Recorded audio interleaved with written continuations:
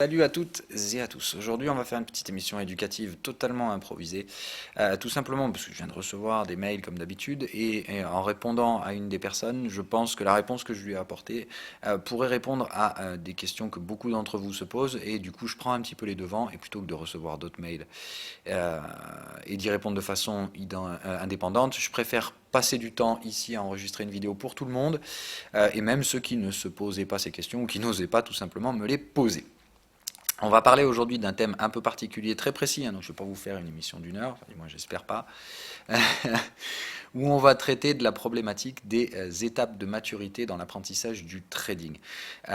Tout simplement, alors comme d'habitude, je vous parle de quelque chose que j'ai vécu moi-même, donc je n'ai pas la prétention de dire que c'est absolument raison, que c'est ce qui se passe, je ne fais qu'extrapoler, tout simplement, j'ai quand même pas mal d'expérience et j'ai la chance de pouvoir me rappeler et ne regarder en arrière, c'est-à-dire que je ne suis pas partie de ces gens qui ne voient que devant. Je pense que parfois pour avancer, il faut regarder un peu et être capable de regarder dans le rétroviseur, regarder ce qu'on a accompli.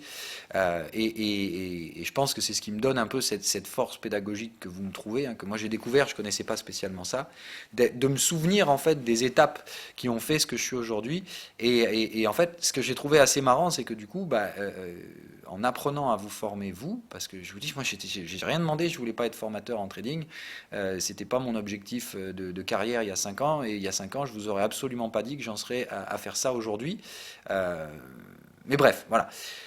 Donc je vous analyse vous aussi pour essayer de répondre au mieux à vos besoins, et en fait ce que j'ai trouvé complètement dingue, c'est que oui, on suit tous les mêmes parcours en fait. Il y a énormément, mais énormément de similitudes, ce qui fait que si vous voulez, moi, dans le trading, l'approche que j'ai, c'est que voilà, je cherche un avantage statistique, j'essaie de vous apprendre ça, et je cherche en fait des patterns, des schémas qui se reproduisent et qui permettent d'avoir, qui permettent de rationaliser quelque chose qui paraît un peu irrationnel. Donc, quand on dit souvent la formation en trading, on est tous différents face au trading, c'est vrai. Mais en réalité, il y a quand même des schémas statistiques récurrents qui font que, malgré tout, même qu'on soit tous différents, et la réalité nous rattrape et fait qu'en réalité, on suit plus ou moins tous les mêmes schémas. Alors, plus ou moins vite, il y a toujours des petites modulations, mais tout comme dans le marché, tel ou tel schéma va se reproduire, pas exactement de la même façon, mais il y a des schémas récurrents, des tendances qui émergent dans le bruit de marché et dans le bruit statistique. En fait, c'est la même chose dans la formation en trading. Et voilà. Donc oui, certes, vous êtes tous différents. On ne peut pas former tout le monde de la même façon, sinon ça se saurait. C'est-à-dire que les formations globales clés en main, comme je dis toujours, c'est bullshit. Ça marche pas. Le mec qui vous dit, vous allez apprendre à trader parce que vous tradez comme moi, c'est juste n'importe quoi. Mais bon, ça, il y en a encore qui arrivent à vendre des formations hors de prix avec ce genre de conneries. J'en vois tous les jours, hein, je veux dire, ça m'amuse d'aller. Dès que je vois un nouveau mec proposer un nouveau système ou sortir un nouveau site web ou un nouveau machin, je vais voir. Je suis toujours effaré. La première chose que je fais, je m'en fous du système. Hein, je vais même pas regarder. Je vais regarder le prix. Mais c'est à mourir de rire. Enfin, putain, des formations pour, je sais pas, 8 heures de cours par-ci par-là qui coûtent 1000 balles. Enfin, putain, mais c'est n'importe quoi, bon sang.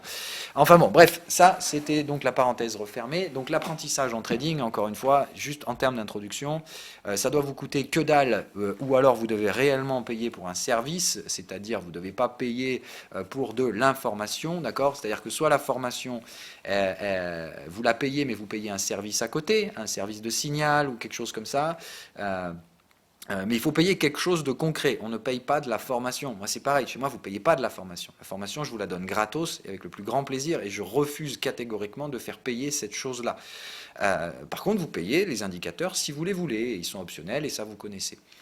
Mais vous payez pour un indicateur. Vous payez pour un savoir technique, pas pour un savoir de formation. Donc, règle numéro 1, formation, encore une toujours, en guise d'introduction. Vous ne payez pas un putain de centime pour une formation, parce que personne ne vous formera au trading à part vous.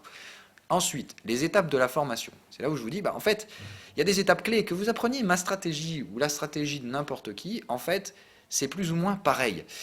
Parce qu'il y a dans le marché et dans l'apprentissage d'un trading rémunérateur, c'est-à-dire que ça devienne un métier et pas du jeu maladif ou simplement du pari spéculatif, que ça devienne une rente régulière, un métier, ça s'apprend.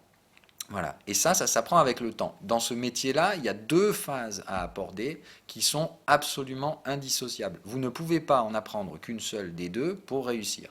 Il faut apprendre la partie technique, c'est-à-dire toutes les choses rationnelles, maîtrisables que vous allez devoir apprendre, qui sont donc les aspects techniques, la compréhension des mécanismes de base du marché, sans jamais chercher à comprendre le marché lui-même, et j'insiste bien là-dessus, on ne cherche pas à comprendre, on cherche à profiter du marché. Ça, voilà, je vous explique bien ça là-dessus, et on fera des cours de psychologie là-dessus. C'est très important de bien comprendre que plus vous cherchez à comprendre, moins ça marche. Ok.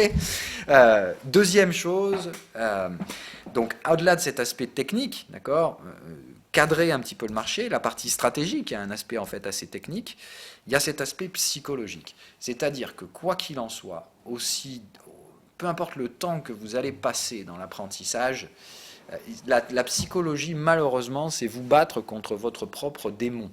Et ce démon-là, il est différent chez chaque personne. Mais là encore, il y a des schémas récurrents qui font que, quoi qu'il arrive, il y a des stratagèmes qui vont vous permettre d'avancer un peu plus vite. C'est ce que je vais essayer de vous dire après. Bon, je sais, je parle beaucoup, souvent, mais là, cette introduction, elle me paraît quand même nécessaire avant de rentrer vraiment dans le vif du sujet, histoire de poser des bonnes bases. Donc, cette partie psychologique, vous ne pouvez pas devenir quelqu'un d'autre du jour au lendemain. En fait, il faut comprendre ça à la base, la structure du cerveau humain. La structure du cerveau humain, c'est comme la façon la plus facile que vous aurez de la comprendre, c'est comme un muscle.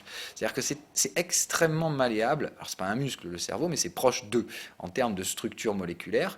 Donc, c'est quelque chose d'évolutif. C'est-à-dire qu'effectivement, ce n'est pas parce que vous naissez maigre et comme moi, voilà, que vous ne pouvez pas prendre du poids. Par contre, vous n'allez pas pouvoir faire de la gonflette et devenir épais en 2 jours. Voilà, c'est quelque chose qu'il va falloir travailler longtemps, doucement. Si vous le faites de manière agressive, c'est-à-dire si demain je décide d'en bouffer de la protéine 15 fois par jour et d'aller lever du poids à longueur de journée, oui, je vais prendre de la masse. Mais c'est pas adapté à ma physiologie. C'est-à-dire qu'il va se passer quoi? Il va se passer que ça va induire des changements brutaux dans tout le reste du corps. Et ça, effectivement, c'est pas bon. Donc le changement brutal n'est jamais bon, raison pour laquelle vous ne pouvez pas devenir trader du jour au lendemain, tout simplement parce que c'est un traumatisme pour votre... Il faut considérer ça comme un traumatisme pour votre structure cérébrale. Personne n'est fait pour être trader de nature. Alors il y a peut-être 2-3 mecs qui sont suffisamment timbrés pour être déjà prêts pour ça, mais normalement, c'est pas le cas.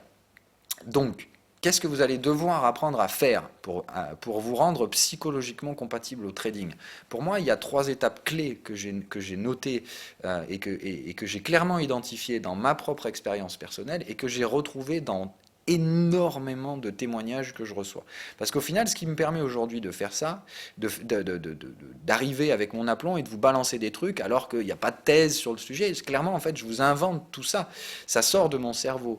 Mais le truc, c'est que je ne vous invente pas ça comme ça parce que j'ai envie d'inventer des trucs, c'est parce que je pense qu'il y a des choses à apprendre de ça et c'est des schémas que j'ai identifiés de par les informations qui me parviennent. Je dis aujourd'hui, vous êtes nombreux à venir vous former, donc vous êtes nombreux à communiquer avec moi, soit de façon publique, soit privée en m'envoyant des mails, et moi j'agglomère toutes ces informations et j'ai des schémas, des patterns qui ressortent de ça, qui me permettent du coup d'apprendre des choses sur la façon d'apprendre aux gens d'avancer. Et donc ce qui ressort souvent, c'est donc ces étapes que je vous dis, j'avais vécu moi-même, donc je les comprends et je me rappelle ce que je pensais à l'époque, et surtout, je me rappelle comment j'ai réussi à les franchir, ces étapes. Et je pense que c'est là toute la valeur ajoutée, c'est que il ne faut pas se contenter d'identifier les problèmes, il faut donner les vraies solutions. Et souvent, malheureusement, ce n'est pas les bonnes solutions qu'on vous donne, et c'est plus de la poudre de perlimpinpin qui est juste là pour vous faire croire que ça y est, vous allez y arriver, mais en réalité, c'est très long, c'est très lent, parce qu'il faut changer une partie de la structure de votre cerveau. Je ne vais pas devenir quelqu'un d'autre, mais il va falloir effectivement changer une partie de votre psychologie, et ça, ça prend du temps. Quoi qu'il arrive, en fait, même avec des bonnes astuces que je vais essayer de vous donner, quoi qu'il arrive, il faut laisser le temps au temps. Et ça, c'est très très dur à accepter pour l'être humain parce que, effectivement, on vit dans un monde où il faut que tout aille vite, il faut consommer, et vous pensez à tort que, effectivement, c'est quelque chose qui peut s'acheter. La psychologie et le changement de votre psychologie, malheureusement, ça ne s'achète pas.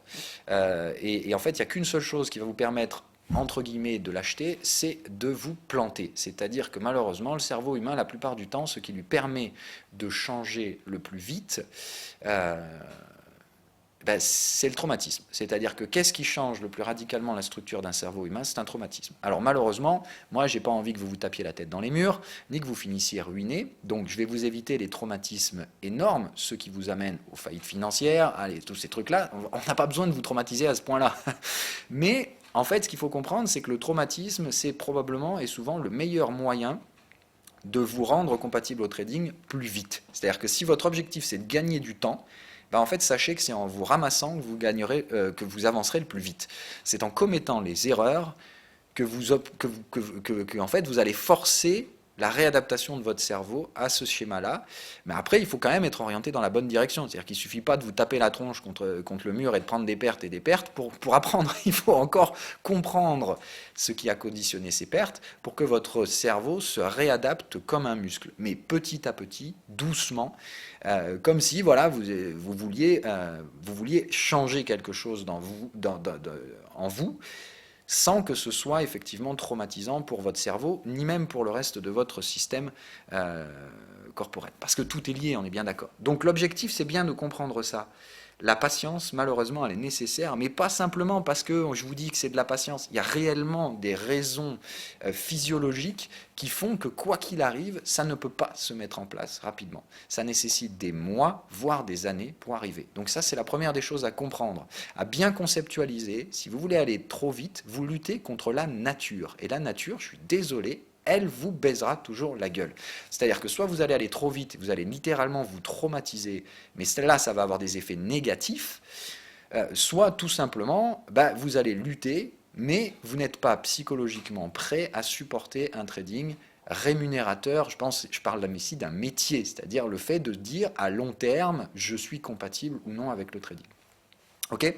Donc maintenant on y va. Quelles sont les étapes qui permettent à votre cerveau de maturer? Quelles sont les étapes qui font que petit à petit vous franchissez une marche vers la maturité psychologique compatible avec un trading? Ça ne veut pas dire que vous êtes plus intelligent que la moyenne, absolument pas. Ça veut juste dire, comme je vous le disais avant, la moyenne n'est pas capable de trader. La plupart des gens ne sont pas capables de faire ça, tout simplement parce que personne n'est conçu pour supporter un tel niveau de stress. Et je vous en parle là dans le PDF que je suis en train de vous refaire. C'est un aspect extrêmement important à comprendre.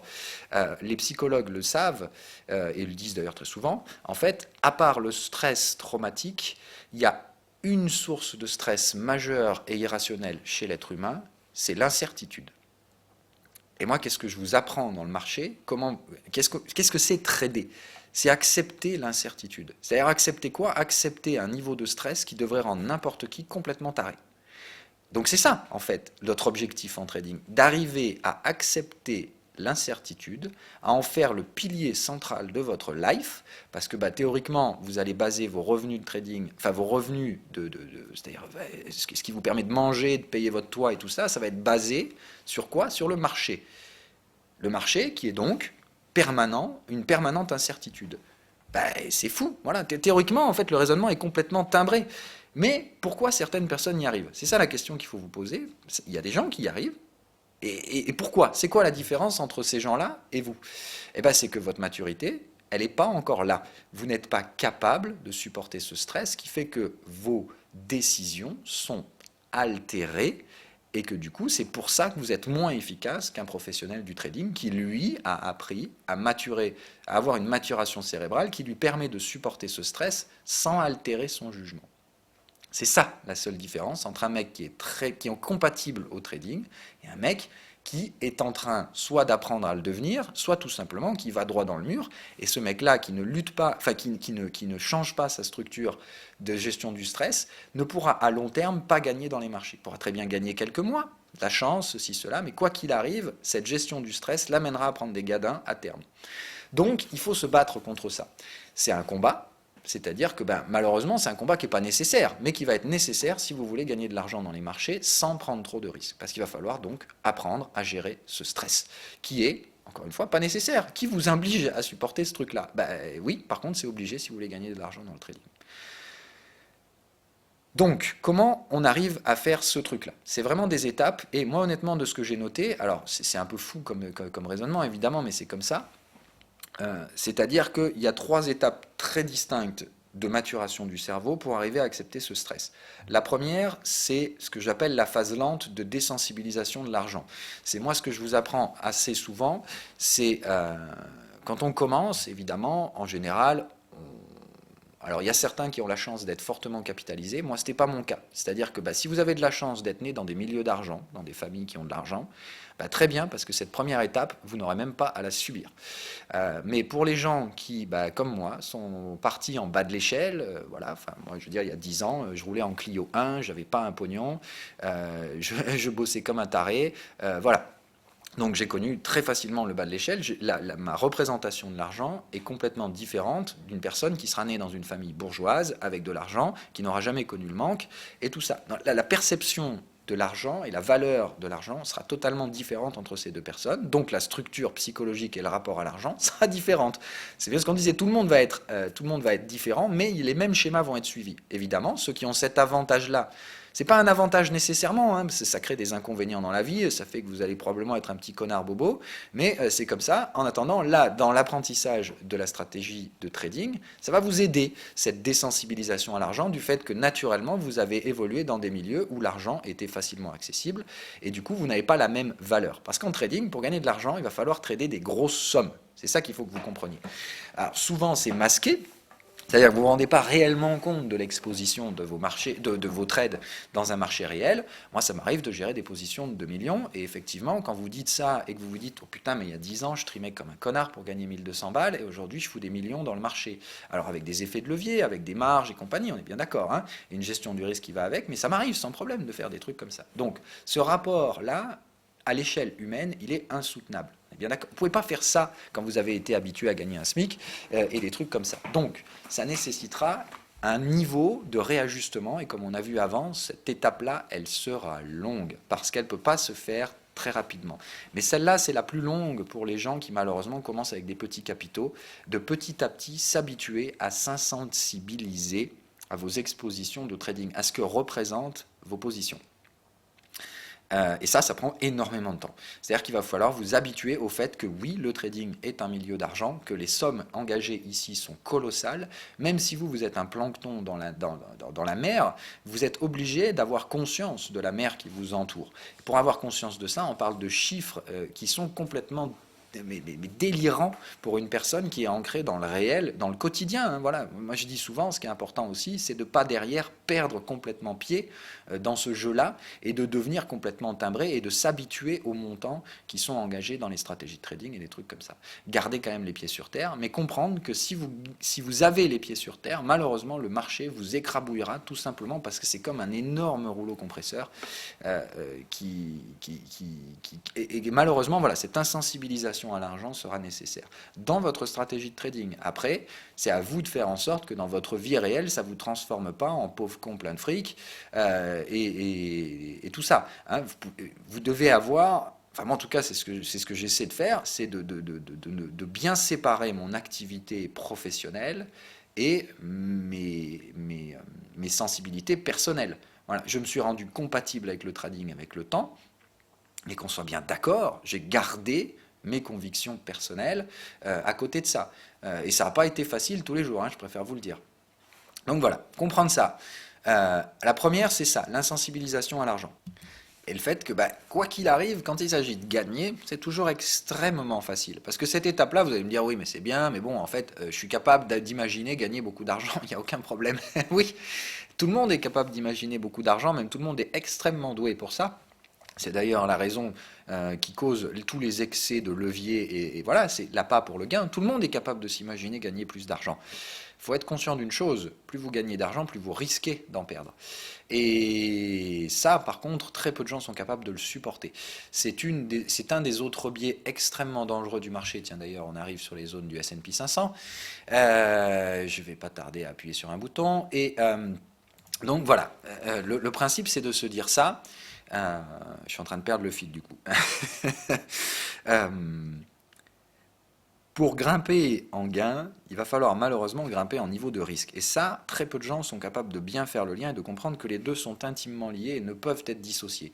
Donc, quand je vous dis d'être insensibilisé à l'argent, il ne faut pas que vous disiez, effectivement, mais je suis capable de gagner plus, je suis capable de gérer des sommes plus grosses. Non, non, parce qu'en réalité, ce qui pose problème ici, c'est le fait que vous n'êtes pas capable de gérer des pertes d'un montant supérieur. Je vais m'expliquer ici très simplement, d'accord? Cette étape-là, vous la franchirez le jour où une perte de 3%, 4% sur le capital, 5%, ça représentera que dalle. Voilà. Vous vous direz, c'est peanuts, c'est que dalle. Voilà. Quand vous êtes capable de faire ça, et que le gain associé à cette prise de risque, 2-3%, qui sera donc assez faible, je parle d'ici d'un gain de 2, 3, 4% également, que le jour où ce gain-là suffira à apporter ce que vous recherchez dans le trading en termes de rentabilité, et que vous serez capable de supporter la même chose en perte sans que ça vous rende fou, bah vous êtes capable de trader. Malheureusement, on va être très simple, d'accord? La plupart d'entre vous, vous espérez gagner au moins un SMIC dans le trading pour justifier le temps que vous passez. Donc, on va faire simple, on va dire un SMIC plus plus parce qu'il y a quand même pas mal de taxes, donc il faudrait que vous gagniez à peu près 1800 euros par mois dans les marchés, d'accord? Donc, 1800 euros par mois, comme je l'ai dit, on va dire 1 pour 1, ça veut dire que théoriquement, il y a des moments où vous risquez de perdre 1800 euros. Alors, là, je parle d'un trader swing, mais bon, un trader intraday, il va reproduire, évidemment, et il va prendre des risques inférieurs à ça. Mais on va faire des raccourcis ici. Pour vraiment, en fait, le but n'est pas ça. Là, le but, c'est de vous montrer le processus psychologique qui cause le décalage. Le processus qui cause le décalage, c'est juste ça. C'est que vous compreniez qu'en fait, vous êtes tous prêts à vouloir gagner de l'argent, beaucoup d'argent, mais alors, qui serait assez teubé pour dire « Ouais, je suis prêt à engager 1800 euros ?» En fait, personne n'est prêt à le faire. Quand vous avez un petit capital, tout le monde veut gagner 1008. Est-ce que tu as envie de perdre 1008? Non. Est-ce que tu es prêt à perdre 1008? Voilà, il faut en fait comprendre ce truc-là. C'est cette insensibilisation de l'argent. Le fait que, oui, parfois, vous risquez de vous taper. C'est peut-être pas forcément que vous allez les perdre, mais à un moment donné, vous allez peut-être les voir en perte latente, ces 1800 euros. Et si votre cerveau n'est pas capable de rester rationnel face à cette perte latente, vous ne pouvez pas trader. Pourquoi? Parce que vous allez avoir un biais naturel d'aversion aux pertes qu'on connaît très bien. Ça a été étudié, ce truc-là. Donc, ce que je veux dire, c'est que c'est pas moi qui le sors de mon chapeau, ce truc-là. La réalité vous rattrapera toujours à ce niveau-là, parce que tout le monde est prêt à gagner, s'imagine capable de gagner beaucoup d'argent, mais est incapable de gérer la perte qui est assimilée à la prise de risque. Ce qui fait qu'il y a un biais naturel qui vous amène vers les pertes, et évidemment, ça ne marche pas. Donc, ça, il faut le battre. La seule façon de battre ce truc-là, c'est ça. C'est d'arriver à vous insensibiliser à l'argent, mais ça prend un peu de temps et évidemment, ça demande beaucoup de travail. Donc, quelles sont les méthodes pour s'insensibiliser à l'argent? C'est de s'habituer, tout simplement, petit à petit. Comme on disait avant, si vous avez, s'il y a un an, vous gagnez un SMIC, si aujourd'hui vous êtes en train de vous dire je vais gagner un SMIC dans les marchés, faut vous habituer à jouer avec un SMIC à la hausse et à la baisse, sauf que jamais de la vie, votre cerveau vous laissera prendre un SMIC en perte. Donc, c'est pas possible. Donc, en fait, il y a une impossibilité technique ici, mais vous n'en avez pas conscience, donc vous pensez toujours que c'est possible, jusqu'au jour où vous êtes confronté à la réalité qui vous rattrape et qui vous pète la tronche. Ok? Donc, comment on lutte contre ça? Petit à petit. C'est-à-dire que la seule façon de réussir à passer cette première étape, c'est d'accepter le fait que d'une part, au début, vos revenus ne doivent pas dépendre du trading. Il faut que ça se fasse lentement. C'est-à-dire qu'il faut que vous ayez soit un chômage à côté, soit une autre rente, soit quoi que ce soit, mais il ne faut pas que vos factures dépendent de votre stratégie de trading, tout simplement parce qu'elle ne vous rapportera rien au début. Pour ces raisons très simples, parce qu'il va falloir petit à petit vous insensibiliser à l'argent et augmenter les leviers sans que ça génère un traumatisme dans votre cerveau. Et ça, malheureusement, ça se fait petit à petit. C'est-à-dire qu'il faut commencer avec des micro-lots, puis doubler, puis doubler, puis doubler, puis doubler, et arriver jusqu'au moment où le gain vous semble satisfaisant. Il n'y a pas besoin d'aller plus haut. Voilà. Le problème après, c'est ça. C'est une autre erreur, mais ça, on en parlera dans une autre vidéo. C'est effectivement l'excès la volonté de ne jamais s'arrêter et de rentrer dans des systèmes paraboliques où c'est bien, au final vous commencez enfin à gagner votre SMIC++, et puis vous vous dites, dans ce cas-là, oui, effectivement, autant continuer un peu, je passe à 3 à 4 000 et que ça va, puis quand tu es à 3 4 000, tu te dis, pourquoi je ne gagnerais pas 7 8 000, puis 9 10 000, puis 12 12 000, voilà. En fait, il n'y a jamais de limite, la seule limite, c'est vous qui allez vous l'imposer. Comment faites-vous au bout d'un moment? Voilà. Tout le monde a une limite. Et ça, je vous en ai toujours parlé, c'est une autre limite psychologique, qui est que tout le monde a un plafond de verre dans l'acceptation des montants que vous serez capable de traiter. Et ça, bah, quoi qu'il arrive, hein, même avec le temps, même avec l'insensibilisation, un jour vous toucherez ce plafond de verre. Et le jour où vous le touchez, bah, généralement ça fait très mal. C'est-à-dire que d'un coup, malgré l'expérience que vous avez, des dizaines d'années, combien j'ai de témoignages de gens qui, au bout d'une dizaine, douzaine d'années, gagnants, hein, aucun problème, trading régulier, tout ce qu'il faut, vraiment une approche professionnelle du trading, et boum, ça se pète la gueule, ils se reprennent des pertes de 20, 25, 30% du capital, voire plus que ça pour certains. Pourquoi? Bah parce que ce jour-là, ces gens-là ont atteint le plafond de verre, c'est-à-dire qu'ils ont constamment réinvesti les gains, constamment augmenté la taille du capital, ce qui augmente mécaniquement la taille des expositions, la taille des gains. Hein, tout le monde est prêt à augmenter ses gains, tout le monde est prêt à augmenter ses revenus, jusqu'au jour où vous manipulez des sommes qui induisent des pertes latentes que votre cerveau ne peut plus gérer, et boum, vous retombez comme un débutant dans les mêmes biais de trading à la con, qui sont que vos analyses sont biaisées par votre cerveau, parce qu'il génère un stress qui est insurmontable du fait que vous gérez des positions trop grosses. Tout le monde a cette limite. Tout le monde la trouve, pour ceux qui la cherchent. Moi, je ne la cherche même pas. J'ai déjà constaté ce problème depuis très longtemps. Ce que je gagne aujourd'hui me suffit amplement. Je ne cherche même pas à pousser le cran au-dessus pour savoir où se trouve mon plafond de verre. J'ai même pas envie de jouer ce jeu débile. Donc, parenthèse refermée, après ça, vous faites comme vous voulez. Maintenant, on y va, on avance. Deuxième étape de l'apprentissage. Donc là, vous avez réussi à obtenir, donc, comme je dis, une exposition correcte. C'est-à-dire que vous n'êtes pas trop agressif, d'accord? Cette première étape, elle travaille dans le temps, hein, d'accord? Mais c'est la première à laquelle vous allez vous confronter. Elle, en fait, on la finit jamais, jusqu'au jour où on atteint son plafond de verre ou qu'on atteint l'exposition qui vous correspond. C'est-à-dire, vous décidez vous estimez que ce revenu-là vous suffit, vous arrêtez de chercher, vous avez passé et terminé votre étape 1. Mais elle est toujours dans le fond, elle va se travailler. Petit à petit, vous devrez augmenter les capitaux. Mais il faut bien comprendre que pour ça, il vaut mieux commencer en bas. Ceux qui veulent tout de suite gagner trop vite, traumatisme, échec, égale généralement beaucoup plus de chances de se ratatiner que de réussir. On continue. Donc la deuxième.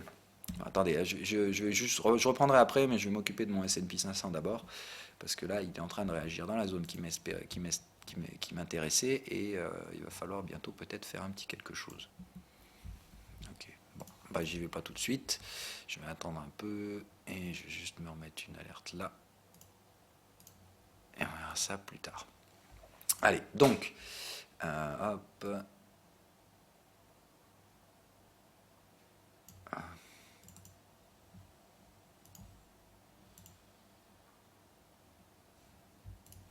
ok, pardon, hein, voilà, bon, on reprend. Donc l'étape numéro 2, après donc cette étape en travail de fond, toujours de lente insensibilisation à l'argent, même si le mot est un peu mal trouvé, voilà, vraiment l'objectif c'est d'arriver à faire que vous soyez capable de supporter les pertes qui justifient et qui sont associées aux gains que vous espérez récupérer. Parce que c'est souvent ça, en fait, la réalité. Dans votre compte de trading, ça va se traduire comment, ce genre d'erreur? C'est-à-dire, si vous êtes soumis à l'erreur de l'étape 1, théoriquement, ça, c'est le compte de trading qui n'est pas trop mauvais, hein, des gains, des pertes, c'est-à-dire une courbe plutôt positive, assez régulière, et des énormes accros, c'est-à-dire d'un coup des énormes drawdowns qui sortent complètement du lot, hein, voilà, et qui vous effacent d'un coup un mois de gains, voilà, un mois et demi. Voilà. Ça, malheureusement, c'est que bah, vous tradez des montants que votre cerveau n'est pas capable de gérer. Quand vous avez ça, graphiquement parlant, c'est typique de l'erreur. Ça, c'est ce que je connaissais, moi, il y a 7-8 ans. Au début, j'étais clairement là-dedans, je voulais engager des montants que j'étais absolument pas prêt à supporter. Et effectivement, je commettais ces erreurs. Donc, je vous parle de choses que je connais. Je sais très bien à quoi ressemblaient mes equity curves à l'époque. Et oui, j'avais très clairement ces trucs-là. Voilà, ça marchait très bien la plupart des journées. Et puis, boum, un jour, tu trouves un truc où ton cerveau réagit pas du tout comme il faut, tu fais n'importe quoi. Et en fait, bah, c'est tout simplement parce que tu gérais des montants qui étaient complètement débiles. Et en fait, une seule erreur dans ces contextes-là te pète la tronche, mais complètement. Voilà. Donc vraiment, faites très très très attention à tout ça. Fuck, S&P 500, tu m'énerves. Tu vas pas y aller sans moi quand même. Bon, je surveille en fond. Donc voilà, cette première étape-là qui cause donc souvent ces erreurs-là, c'est-à-dire une stratégie de trading qui est bonne, une bonne maîtrise en fait de l'aspect technique du marché. Généralement, vous êtes bien formé, vous avez bien compris les aspects techniques, mais l'aspect psychologique restera un frein pour vous tant que vous ne vous attaquerez pas au bon problème. Comment on fait donc pour avancer sur ce truc-là? Comme je vous l'ai dit, En fait, il faut faire l'inverse de ce que vous voudriez faire. C'est-à-dire que là, en fait, vous allez faire quoi? Quand vous êtes confronté à ce problème, déjà d'une, vous diagnostiquez carrément pas le bon problème. Alors moi, je vous donne le bon diagnostic. Si votre compte il fait ça, c'est le problème, c'est ça. C'est que vous avez une très mauvaise insensibilisation à l'argent et que que vous tradez des montants supérieurs à ce que vous êtes capable de supporter, qui induisent, que vous le vouliez ou non, des niveaux de stress très rares, mais que vous atteindrez mécaniquement. Et à chaque fois que vous atteindrez ce niveau de stress, vous prendrez des décisions irrationnelles. Ces décisions irrationnelles effaceront plusieurs semaines de gains d'un coup. Des gros drawdowns. Donc voilà, comment on soigne ça? Et bien en fait, on se dirait, la plupart du temps, on se dirait, bon, bah, c'est pas grave, j'ai pris un gros gadin, mais je suis pas trop mauvais, donc je vais me concentrer sur les gains, puis je vais éviter de reproduire le schéma de rentrée, de perte. Sauf que, en fait, vous luttez contre vous. Donc quoi qu'il arrive, vous aurez beau essayer de faire ce que vous voulez pour ne pas reproduire l'erreur, elle se reproduira quoi qu'il arrive sous une forme différente, et vous ne la verrez toujours pas à la fois suivante, tout simplement parce que c'est vos yeux et votre cerveau qui vous baisent la gueule. Donc, vous ne pouvez pas lutter contre votre cerveau, on est bien d'accord, c'est lui qui amène les informations et qui les interprète pour vous. Donc s'il a décidé que les informations, putain de merde, allaient être biaisées, eh ben, il biaisera toutes les informations. Bon, bah tant pis pour ma pomme, le S&P 500, je vais l'avoir dans le baba. Alors, bah tant pis, on va attendre. Mais là, hop. Voilà, comme ça, vous me verrez trader en live aujourd'hui. Allez, comme ça, vous verrez tout le processus de décision. Donc là, je fais quoi? Est-ce que je cours après le trade? Non, je vais espérer un petit pullback, et puis si je ne l'ai pas, et bah tant pis. Mais pour l'instant, je m'en fous. J'ai déjà des ventes, mais bon, j'aimerais bien en reprendre. Parenthèse refermée. Donc, on continue sur ce schéma-là. Donc, cette erreur-là, vous savez comment la passer. La passer, il n'y a qu'une seule chose, c'est de faire marche arrière. Il faut accepter que parfois, pour avancer, il faut mettre un pied dans le mauvais sens. Pas dans le mauvais sens, mais en fait, il faut reculer. Pour mieux avancer dans votre apprentissage du trading, pour franchir cette étape, il va falloir apprendre à reculer. C'est-à-dire que même si ça vous fait chier, il va falloir baisser la taille de vos positions. Et donc gagner moins, mais perdre moins. Mais par contre, ça va vous apprendre qu'il faut revenir à votre état initial, c'est-à-dire ce que vous tradiez avant, petit à petit, vous repartez sur des petites tailles de position et toutes les 2 semaines, vous remontez. Toutes les 2-3 semaines. Vous reprenez un gros pic dans le compte, c'est que vous êtes allé trop vite, vous répétez l'opération. On rediminue et on recommence encore moins vite. D'accord ? Il faut trouver le bon rythme de croisière qui vous permet d'augmenter la taille des positions sans que le niveau de stress passe dans le rouge. Bon, au final, on va s'en taper une heure, hein, je le sens venir. Donc, voilà, ça c'est comme ça que vous faites. Répondez réellement à ce problème. Si vous avez si vous répondez à ce diagnostic-là, sincèrement, sachez que j'ai même pas conscience que ce sujet-là ait été abordé par des formateurs, alors que putain, c'est vraiment ça la réponse à ce problème-là. Comment vous attaquer à essayer de gagner un peu de temps si vous voulez résoudre ce problème-là? Bah, acceptez de faire machine arrière. Et vous verrez qu'en fait, ben voilà, ça marche beaucoup mieux en y allant progressivement pour les raisons que je vous expliquais avant. J'ai fait beaucoup de blabla, mais vous voyez, avant d'arriver à la conclusion, je veux que vous compreniez tout le processus logique qui vous amène au fait que oui, c'est rationnel, oui, c'est ça la réponse qu'il faut apporter à ce problème pour les raisons qu'on a dit avant. Votre cerveau, c'est un muscle, si vous le traumatisez, il réagira de très mauvaise façon. Il ne réagira pas comme vous l'espérez et malheureusement, ben, ça va se ressentir sur votre compte de trading de la manière qu'on citait avant, des énormes pics, des énormes irrégularités. C'est très rare, mais ça suffit pour plomber le compte, ce qui fait que vous ne gagnez pas d'argent. Vous gagnez de l'argent 99% du temps, mais 1% du temps, la seule erreur efface tous ces gains, ce qui fait que votre compte, il n'est pas positif. En fait, si vous faites votre compte à la fin de l'année, bah, il se passe quoi? Ouais, vous avez gagné de l'argent tout le temps, mais en fait, non, vous avez perdu de l'argent 1 ou 2 fois, et ça a suffi pour effacer tout le reste. Donc, réellement parlant, vous n'avez pas gagné d'argent cette année. Et pourtant, vous avez travaillé dur, et pourtant ceci, cela, c'est incompréhensible, c'est énervant, c'est machin. Ben voilà, faites le bon diagnostic, réagissez au vrai problème, attaquez-vous à ce problème-là, même si ça vous fait chier, soyez rationnel. Est-ce que vous gagnez du pognon? Non. Donc, c'est quoi l'intérêt de trader des grosses positions, puisque ça ne rapporte rien? Revenez en arrière, vous gagnerez toujours aussi peu d'argent, mais la fois où vous allez revenir en avant derrière, bah là, vous allez commencer peut-être à gagner de l'argent. Ça fait du sens, expliqué comme ça ou pas? Voilà, essayez de comprendre ça et de vous dire que plus vous luttez à apporter les mauvaises solutions aux mauvais problèmes, moins vous avancez. diagnostiquer le bon problème et avancer, et putain de S&P 500. Bon, c'est pas grave, celui-là, il va m'emmerder jusqu'au bout. Alors, bon, il va quand même me faire un petit rebond, non? Bon, on verra bien. On continue. Donc, l'étape 2, après l'insensibilisation. Donc, le principe, ça va être que votre compte, il va généralement ressembler à ça. C'est-à-dire que considérons un bon vieux graphique à la con. Alors, pas comme ça, du coup. D'accord. Bon matheux, je vais vous faire des maths, hein, comme d'hab. Hop. Voilà. Donc, on va se dire, donc ça, c'est le montant de votre compte et le temps. D'accord?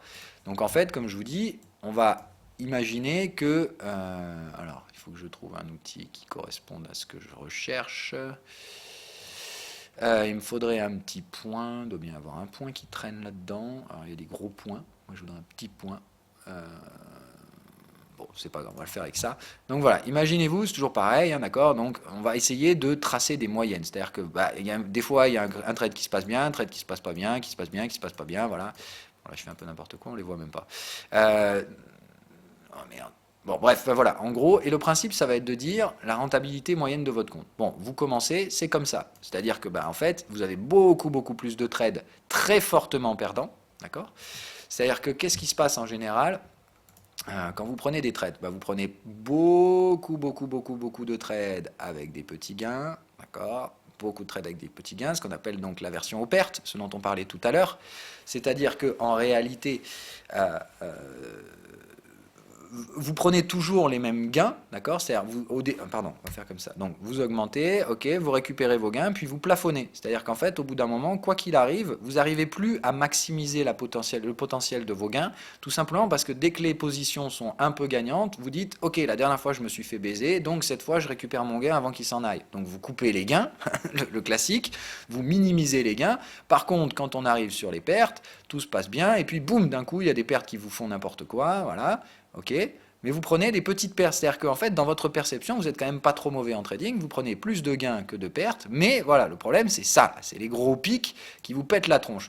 Ce qui font que votre compte, quoi qu'il arrive dans le temps, plus vous tradez, plus vous perdez. Vous avez ce qu'on appelle une espérance de gain négative. On est bien d'accord, tout le monde commence en perdant du pognon. C'est ça qui explique. C'est pas le fait que vous prenez des mauvaises décisions de trading, c'est que vous avez une très mauvaise gestion des pertes, et évidemment, en plus, une limitation des gains. D'accord? On avance un petit peu. Donc ça, c'est le débutant. Normalement, vous devriez, pour la plupart, plus être dans ces étapes-là. Vous devez être dans les étapes où vous avez appris un peu plus à augmenter vos gains. D'accord? Vous êtes capable aujourd'hui de laisser un peu plus filer vos gains, mais vous avez toujours une limite. Par contre, vous êtes toujours très bien capable de limiter les pertes. D'accord? Vous êtes tout à fait capable de limiter les pertes, sauf que, même chose, il y a le moment où vous vrillez, celui qu'on a expliqué tout à l'heure, qui vous coûte un putain de bras, et il se passe quoi? En fait, la plupart du temps, votre compte monte, d'accord? Ici, vous avez une espérance de gain positive sur toute cette phase-là, 99% du temps. Et là, quand vous arrivez dans cette phase-là, il se passe quoi? Vous annulez tout. C'est-à-dire que le seul trade ici fait que votre espérance de gain positive 99% du temps, vous la foutez en l'air à cause d'un ou deux trades que vous prenez stupidement dans une gestion du risque, complètement merdique, vous avez envie de vous arracher les cheveux, évidemment, et vous en vouloir, parce que réponse au mauvais problème. Ok? Comment on fait pour maintenir une espérance de gain positive, d'accord? Et de la maintenir longtemps, dans le temps, pour avoir un trading gagnant et durable à long terme? En fait, il n'y a rien qui change, d'accord? La seule chose qui change après avec l'expérience, c'est que moi, ma courbe de gain, elle est de moins en moins limitée, parce qu'avec le temps, vous apprenez les statistiques et vous comprenez que en fait, il faut juste ne jamais limiter ses gains et essayer de tirer le meilleur potentiel de chaque trade. Donc la seule chose qui augmente avec le temps après, c'est le fait que vous apprenez à bien maximiser vos gains dans le temps. Vous apprenez aussi à laisser filer un peu plus les pertes, d'accord? On est bien d'accord. C'est-à-dire que moi j'ai une tolérance aux pertes qui est supérieure à la vôtre parce que je sais gérer mes pertes et que je sais tout de suite identifier le moment où moi je pars en vrille complet et où je commets ces erreurs. Je les commets encore, qu'on soit d'accord. Des erreurs de jugement, j'en commets, mais par contre je sais les identifier très vite, ce qui fait que moi j'ai pas l'énorme chute et l'énorme perte qui me fait tout rater. d'accord, qui fait que moi, à long terme, j'ai bien une espérance de gain positive, je laisse effectivement, et j'ai une tolérance aux pertes bien plus grande que la vôtre, mais j'ai aussi une tolérance au gain bien plus grande que la vôtre, et l'un dans l'autre, ça compense très largement du côté gain, ce qui fait que j'ai une espérance de gain très largement positive. Par contre, vous, il faudra apprendre dans le temps à maîtriser ça, c'est-à-dire à identifier les schémas où ça vrille et où vous éliminez complètement tout l'avantage que vous avez en tradant, et vous le perdez bêtement à cause de quelques petits accros, d'accord? Et comprenez bien aussi que plus vous jouez ce jeu-là, plus vous vous rapprochez du plafond de verre. Ok? Donc, ne pas, voilà, faire attention, parce qu'en fait, le plafond de verre, c'est pas nécessairement, ce qu'on expliquait tout à l'heure, le fait de trader des montants trop élevés, c'est pas nécessairement au fait de vouloir laisser courir les gammes, parce que j'ai dit, c'est très facile pour le cerveau de gagner. C'est beaucoup plus difficile de gérer les pertes. Et il faut comprendre que plus vous allez vouloir pentifier ce truc-là, d'accord? Plus vous voulez que cette pente, je vais rester avec cet outil, plus vous voulez maximiser vos gains, plus malheureusement vous allez devoir prendre de risques, c'est-à-dire autoriser des pertes supérieures, des pertes un peu plus grandes, prendre plus de risques. Plus de risques égale plus de pertes. C'est la même chose. Ce qu'il faut comprendre, c'est qu'au bout d'un moment, d'accord, dans cette gestion du risque, donc on considère bien que ça, en fait, c'est votre pente graphique. C'est ce que j'appelle l'espérance de gain. C'est le truc qui fait que plus vous jouez, plus vous gagnez. C'est ce qu'il faut que vous compreniez. Ça, vous le comprendrez malheureusement qu'après, avec beaucoup d'expérience. Moi, ce que je cherche à faire, c'est de trouver le moment où c'est rentable, d'accord? Et qui correspond à ma psychologie. Je suis agressif, mais si je suis trop agressif, je vais viser à ça. Et là, par contre, je prends le risque de toucher mon plafond de verre, c'est-à-dire de faire quoi? Si vous avez compris, de retrouver mes bons vieux potes, les réactions de merde que j'avais comme vous au départ.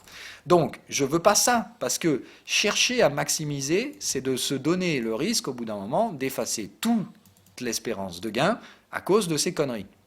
Donc je ne cherche pas mon plafond de verre pour ces raisons. Maintenant, je peux comprendre que certains aient envie de connaître leurs limites. Bah, le jour où ils la trouvent, ils reviennent en arrière et ils savent qu'il ne faut pas aller plus loin que ça. C'est aussi simple que ce truc-là. Hein. Je vais vous donner des... J'aime pas citer de nom, hein, d'accord? Et c'est pas méchant en plus ce que je vais dire. Mais vous voyez par exemple, l'exemple de quelqu'un qui touche un plafond de verre, c'est Benoît Rousseau. Benoît Rousseau est un très bon trader, il n'y a aucun truc à dire là-dessus. Il a une très bonne stratégie de trading qui lui est tout à fait adaptée. Et ben voilà, cette année, il a monté les montants, il s'est pété la tronche et il s'est pris des gros gadins. Ben, il fait quoi? Il fait exactement ça. Est-ce que c'est un mauvais trader? Non. Par contre, il retrouve ses biais de trading de débutant, tout simplement parce qu'il est en train de toucher son plafond de verre. Mais vous verrez que Benoît, il va pas tarder à se recaler, il va très vite comprendre et il reviendra tout de suite dans le droit chemin. Mais là, il a touché son plafond de verre. Voilà, c'est un exemple très typique. Et si un jour tu regardes cette vidéo, Benoît, j'espère que je t'aurai aidé, mais je pense que tu es assez intelligent pour trouver les solutions toi-même.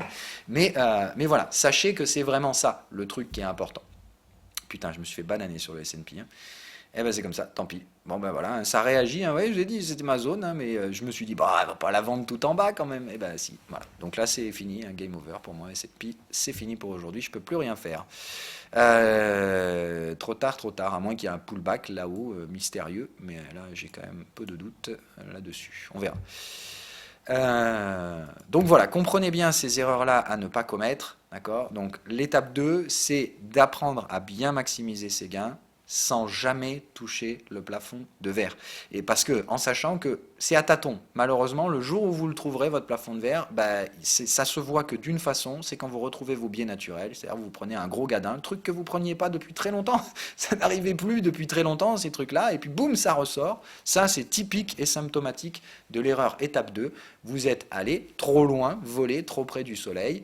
Il va falloir, comme pour l'étape 1, revenir en arrière, réduire les leviers et réavancer doucement pour que le cerveau puisse accepter ces nouveaux standards. Ça ne veut pas dire que le plafond de verre, vous ne pourrez jamais le crever. Le plafond de verre, ce n'est pas quelque chose de statique. C'est quelque chose qui fait que vous êtes allé trop vite. Et du coup, ça veut dire tu ralentis et tu réattaques si tu veux. C'est pas nécessaire, encore une fois. Est-ce que ça vous rend vraiment plus heureux de gagner beaucoup plus d'argent? Beaucoup d'études prouvent que non. Donc, au bout d'un moment, il n'est pas nécessaire de gagner 50 000 euros par mois. Donc, ceux qui veulent quand même jouer ce jeu de toujours gagner plus, ok, sachez que le jour où vous touchez le plafond de verre, il faut accepter de revenir en arrière et de réattaquer petit à petit la résistance que vous avez atteinte. C'est un peu comme en trading, hein, c'est ça. Si tu veux aller toute balle haussière en mode bulle, tu sais comment se terminent toutes les bulles. Tu vas avancer trop vite, tu vas te péter un crack. Sauf que le crack émotionnel, c'est ce qu'on appelle une énorme dépression. situation et j'aimerais éviter que vous subissiez ça. Donc, faut pas traumatiser votre cerveau, faut y aller tout doux. Si vous voulez une tendance haussière, apprenez que la plus belle des tendances haussières, c'est 45 degrés d'angle et c'est ce que j'appelle la lessiveuse. C'est-à-dire que ça consolide et en fait, ça ne fait que monter. Hein, voilà. Donc apprenez ça.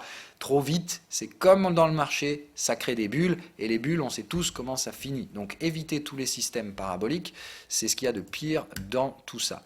Donc essayez d'identifier tout ce que vous faites, essayez d'identifier votre psychologie, et comprenez bien que donc ces étapes dans le trading, et on va parler juste après de la troisième, mais la troisième, celle-là, elle est très simple. En fait, c'est le moment où vous allez apprécier la statistique.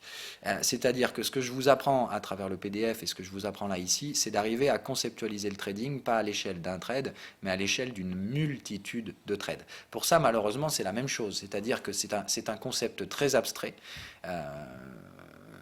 Alors il y a certaines professions évidemment là aussi qui vont avoir des avantages, enfin des avantages, c'est-à-dire qui vont avoir des facilités à apprécier l'aspect global du trading, c'est tous les gens qui effectivement sont doués en maths. Voilà, doués en maths, doués en stats, tous les gens qui ont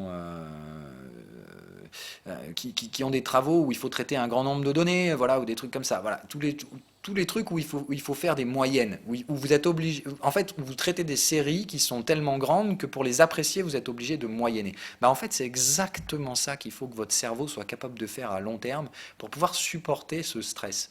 C'est ce que je vous explique dans le manuel PDF, mais avec beaucoup moins beaucoup moins de possibilités de creuser dans le problème que là. Il faut que vous compreniez ça. En fait, moi, ce qui me permet de dormir le soir, en sachant, donc comme je vous disais au début, ce qui cause du stress, c'est l'incertitude. Ça peut vous paraître un peu pédant ce que je vous dis ici, mais moi j'ai pas peur de ça. Ça me fait pas peur. C'est pas que la vraie question, c'est pas que j'ai pas peur de l'incertitude et que je suis plus fort et que j'ai le complexe de Dieu. En gros, je maîtrise le hasard et compagnie. Non, non, que dalle. Mais vraiment que dalle. Je maîtrise rien du tout et j'en ai totalement conscience. Donc, en fait, pour être dans cet état d'esprit-là, ben malheureusement, il faut avancer. Il faut vraiment avancer et avoir un aspect statistique. C'est-à-dire que moi, vraiment, ce que j'essaie de vous faire saisir au travers des vidéos, effectivement, à l'échelle d'un trade, j'en sais rien. J'en sais, mais vraiment que dalle. Mais vraiment que dalle, que dalle. Ce qui me permet de me coucher le soir et de me dire, quoi qu'il arrive, même si demain matin je me réveille et que je me prends un gadin sur tel ou tel trade, c'est pas grave. Je ne vais pas le gérer de façon unitaire, ce trade. Je vais le gérer comme je gérerais n'importe quel autre trade en termes de gestion du risque et de stratégie. Pourquoi ? Parce que j'ai compris que de toute façon, tout est inclus dans une gestion statistique. Et du coup, quand vous comprenez que il ne faut pas regarder un trade comme un trade, ni même deux trades, ni trois trades comme trois trades, il faut regarder ça comme dire, ok, je suis dans ma bulle statistique, et l'objectif est de dire, quoi qu'il arrive, ici j'applique la stratégie, là j'applique telle autre stratégie, là j'applique ci, j'applique ça, j'applique ce machin, je prends ma boîte à outils et je fais mon métier, quoi. Voilà. Et le truc, c'est de se dire, effectivement, dans le métier, il y a toute une partie aléatoire qu'il faut prendre en compte, mais si vous voulez, ce qui me rassure, c'est de savoir que quoi qu'il arrive, je gagne de l'argent. Pas à l'instant T, mais à l'instant T plus 100, je suis sûr de gagner de l'argent. Alors c'est hautement prétentieux ce que je vous dis, je sais que la plupart des gens ne comprennent pas. Le jour où vous comprendrez ça, je pense que vous serez devenu trader. Tout simplement parce que ça, je le vois quand je discute avec mes confrères, on a tous cette vision-là. On l'a tous, tous. C'est extrêmement arrogant pour une personne qui n'est pas dans cette posture-là d'accepter ça, mais tous les traders ont cette réflexion-là, de dire, mais j'ai pas peur, enfin, moi je m'en fous, ça me fait pas peur ce truc-là. Cet aspect complètement désintéressé du trading, c'est ce qui fait que vous êtes un trader. C'est la dernière étape d'insensibilisation à cette incertitude dont je vous parlais au début. Le fait que, en fait, vous avez tellement tradé, et que vous pouvez apprécier cet aspect macro du trading, de tellement de trades. Je serais incapable de compter combien de trades j'ai exécutés dans ma carrière de trader. Je ne peux pas, il y en a tellement. Donc en fait, oui, effectivement, j'ai perdu la sensibilité par rapport à un trade. Mais ça, c'est le temps et le fait de trader qui a fait qu'aujourd'hui, je suis capable d'avoir cette vision globale.